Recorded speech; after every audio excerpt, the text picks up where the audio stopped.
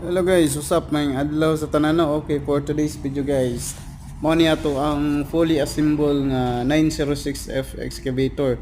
So kini siya guys, i-check na lang namo ni sa among taga PDI no. Kay for release namin siya, ato na ning i-deliver guys. So unya pag mag-loading ni ani mag-update ra sad ko.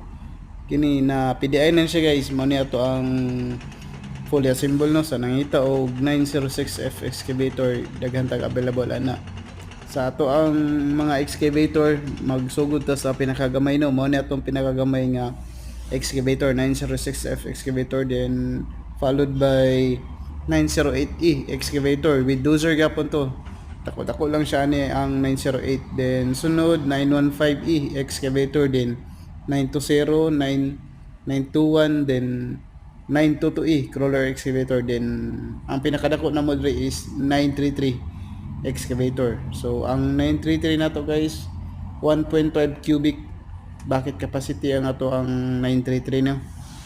So sa ato ang mga kuan guys, ato ang mga wheel loader na po tayo available nga 1 cubic hantod 3 cubic.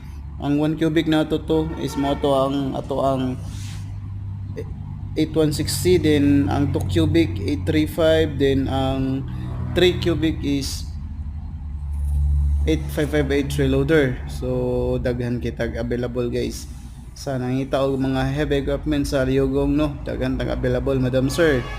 Natay kuan motor grader, sa nangita og motor grader guys, natay 4140D nga motor grader og 4165D og 4180D nga motor grader.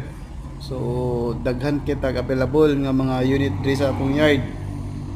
So kini for delivery na lang ni, wala ta lang ni sa among truck release, then all goods na siya, i-deliver na lang. So moro to guys, daghang salamat ug may adlaw sa tanan.